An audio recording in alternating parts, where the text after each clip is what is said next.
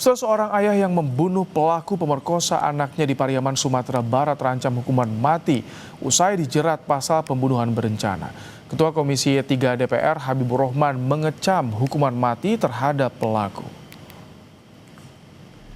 Kasus pembunuhan yang dilakukan oleh seorang ayah terhadap pelaku kekerasan seksual anaknya di Padang Pariaman yang terjadi tahun 2025 jadi sorotan.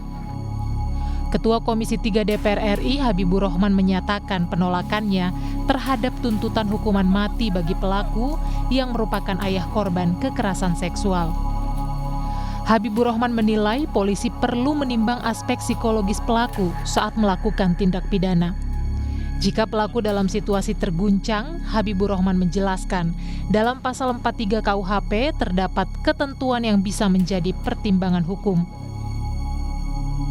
Tolak hukuman mati atau seumur hidup terhadap Pak Ede, dan Pak Ede harus mendapatkan keadilan. Walaupun perbuatan membunuh tidak dapat dibenarkan, tapi harus juga didalami situasi yang menyebabkan Pak Ede melakukan pembunuhan, yaitu situasi yang terguncang, mengetahui anaknya menjadi korban kekerasan seksual selama bertahun-tahun oleh F. Bahkan, jika nanti terbukti Pak Ede melakukan pembelaan terpaksa yang melampaui batas yang langsung disebabkan keguncangan jiwa yang hebat, maka berdasarkan pasal 43 KUHP baru, terhadap Pak Ede tidak dapat dikenakan pidana.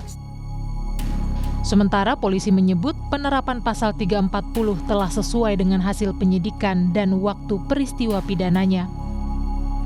Kapolres Pariaman AKBP Andrea Naldo bilang penerapan pasal 43 KUHP tak bisa diterapkan karena baru berlaku tahun 2026.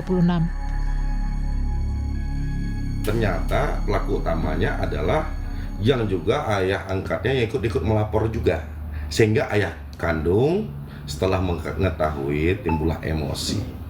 Namun ini bukan emosi yang pada saat itu dilakukan perbuatan pembunuhan, dan ini berbeda waktu. Pada saat diketahui itu sekitar siang menjelang sore, dan perbuatan pembunuhan dilakukan di malam hari.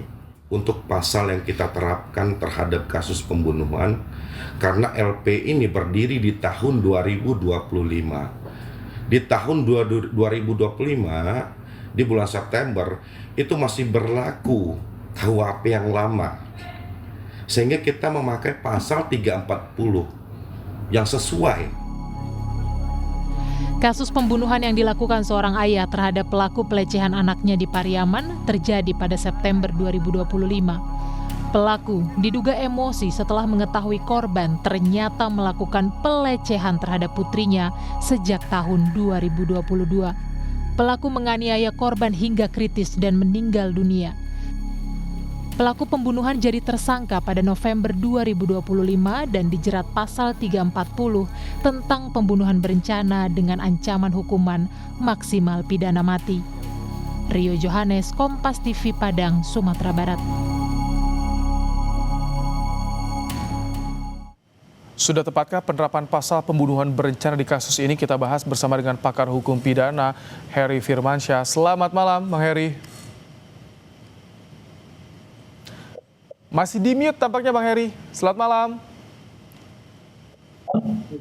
Halo. Bang Heri, selamat malam. Malam, Bang. Nah, sudah dengar suara saya dari studio, Bang Heri? Sudah, Tampaknya masih agak kurang jelas suara Anda.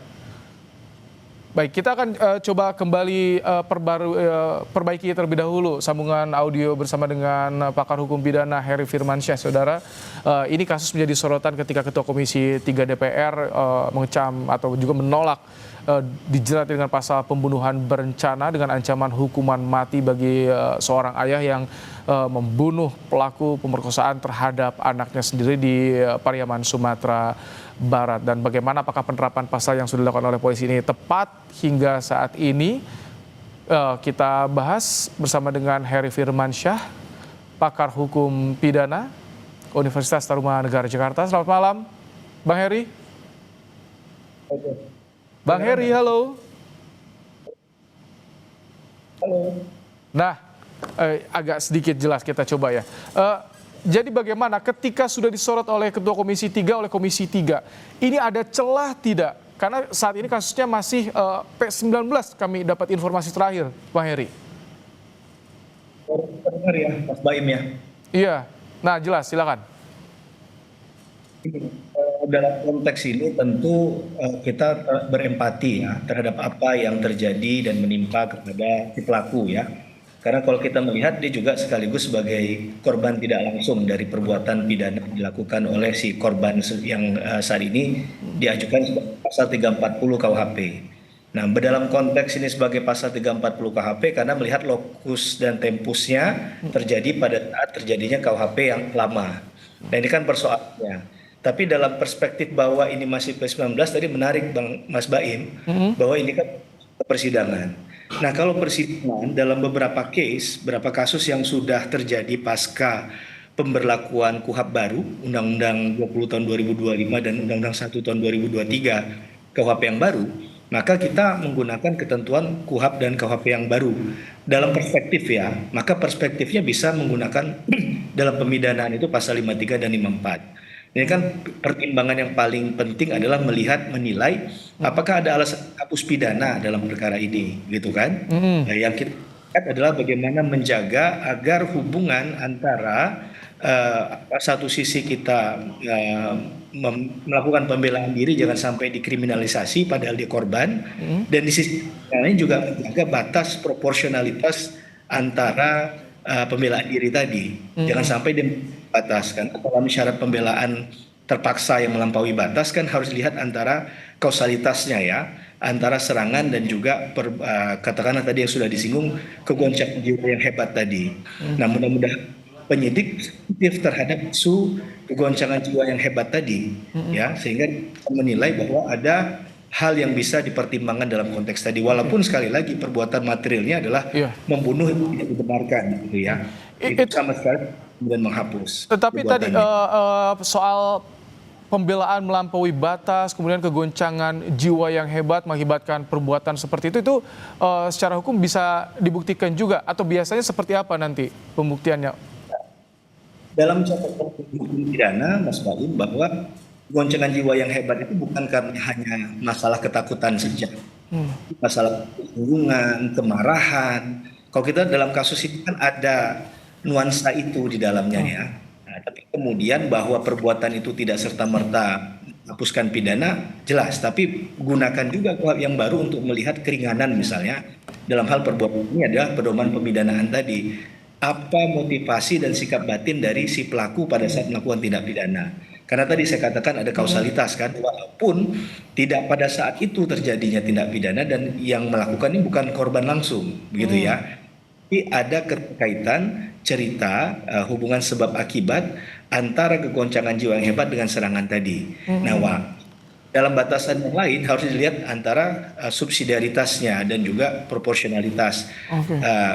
Serangan itu seketika dan kemudian ketika melakukan pembelaan diri itu harus sebenarnya berimbang antara konteks pembelaan diri dengan serangan tadi. Nah, maka kita ingin menyampaikan kepada pihak penyidik untuk kemudian menilai kegoncangan jiwa yang hebat tadi sebagai bentuk untuk bisa kita katakan tidak hanya kemudian menyalahkan dari sisi korban, tapi masih ada pandangan yang ingin kita ungkap bahwa kan ini tidak berdiri sendiri ya, ada tindakan sebelumnya yang melatar belakangi terjadinya perbuatan yang dilakukan oleh si pelaku. Kira-kira begitu. Kalau misalkan aspek psikologis yang jadi pertimbangan pelaku berbuat nekat seperti itu, apakah juga bisa dibuktikan di KUHP yang lama karena memang rentang waktunya di tahun 2025, atau hanya berlaku di yang baru nih soal pertimbangan tadi kegoncangan jiwa psikologi pelaku ini? Aspek yang tidak ini hukumnya Mas Baim, ada aspek psikologis di dalamnya yang mungkin membutuhkan pandangan ahli dari mereka yang berlatar belakang memiliki ilmu psikologi begitu ya. Mereka yang tahu apakah benar ada tekanan di sana, dorongan untuk melakukan tindak pidana tersebut, walaupun sebenarnya mungkin si pelaku tahu bahwa tindakan ini tidak dibenarkan, membunuh orang ini bukan perbuatan yang benar. Di sini kita yang berhati-hati adalah bukan kemudian menyatakan bahwa orang boleh mengatasnamakan membuat stempel pembelaan diri dengan cara apapun begitu ya, termasuk dengan membunuh orang lain. Nah, ini yang harus kita hati-hati menyampaikannya. Tapi setidak-tidaknya ada penjelasan yang logis dan juga ada pembelaan yang cukup dalam proses hukum yang dijalani oleh si pelaku nanti, begitu ya. Oke, kita nanti simak bersama tentu bagaimana perjalanan hukum ini ketika sudah menjadi sorotan terus dari Komisi 3 nih. Terima kasih untuk ulasannya, untuk pandangannya, pakar hukum pidana Heri Firmansyah di program Kompas Malam hari ini.